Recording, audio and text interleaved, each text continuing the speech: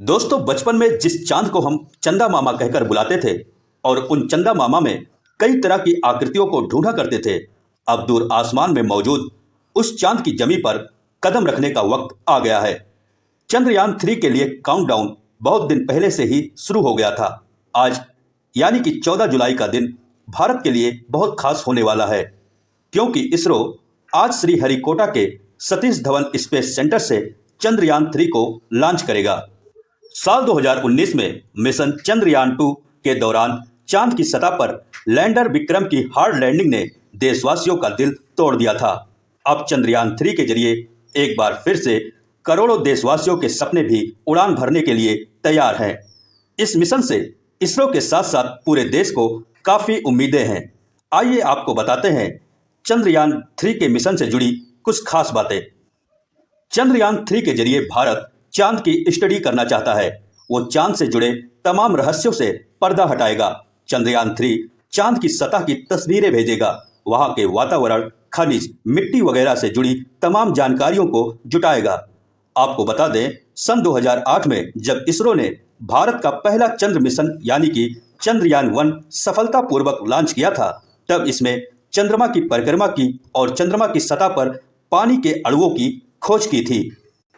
चंद्रयान 2 यह मिशन जिन वजहों से कामयाब नहीं हो सका, उन वजहों को बारीकी से अध्ययन करने के बाद चंद्रयान 3 को कई स्तर पर अपग्रेड किया गया है, ताकि इस बार मिशन की सफलता को सुनिश्चित किया जा सके। इसके लिए पिछली बार की तुलना में लैंडर को मजबूत बनाया गया है। इसमें बड़े और शक्तिशाली सौर पैनल का भी इस्तेमाल किया गया है। चंद्रयान 3 की स्पीड को निर्धारित करने के लिए अतिरिक्त सेंसर लगाए गए हैं। कुल मिलाकर इस मिशन में हर गलती की गुंजाइश को खत्म करने का प्रयास किया गया है। चंद्रयान 3 को चंद्रमा पर भेजने के लिए LBM-3 लॉन्चर का इस्तेमाल किया जा रहा है। लॉन्चिंग श्रीहरिकोटा स्थित सतीश धवन स्पेस सेंटर के लॉन्च पैड 2 से 14 जुलाई 2023 शुक्रवार की दोपहर 2:35 बजे होगी। करीब 45 से 50 दिन की यात्रा के बाद चंद्रमा के दक्षिणी ध्रुव के पास इसकी लैंडिंग होगी। आइए जानते हैं कि LBM-3 है क्या।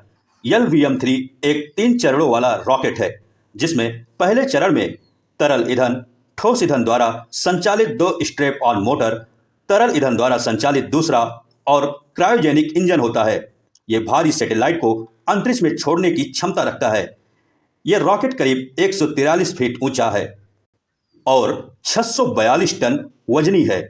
चंद्रयान 3 को जियोसिंक्रोनस ट्रांसफर ऑर्बिट में छोड़ा जाएगा। आइए जानते हैं चंद्रयान 3 के मॉड्यूल के बारे में।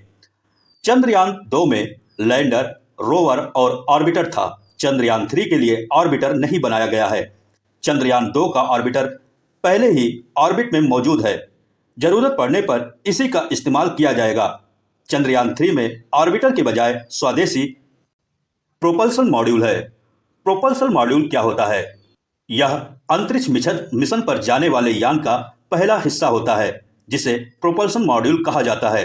यह किसी भी स्पेसशिप को उड़ान भरने की ताकत देता है। आइए जानते हैं लैंडर मॉड्यूल क्या है।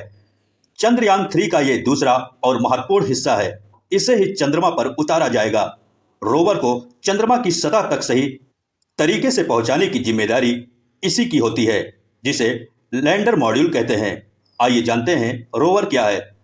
चंद्रयान का यह तीसरा हिस्सा है रोवर, जो लैंडर के जरिए चंद्रमा की सतह पर उतरेगा और फिर मूवमेंट कर जानकारी जुटाकर धरती पर भेजेगा। आइए जानते हैं कि कैसे पूरा होगा चंद्रयान 3 का पूरा सफर। LBM-3 रॉकेट चंद्रयान को पृथ्वी की कक्षा में स्थापित करेगा।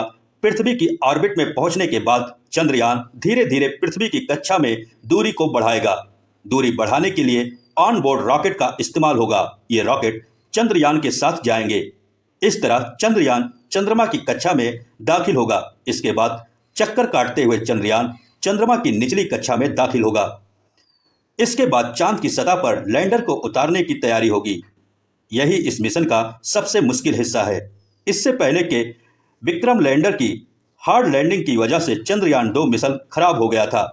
चंद्रमा की सतह पर चंद्रयान 3 की सफल लैंडिंग के बाद 6 पहियों वाला रोवर बाहर आएगा।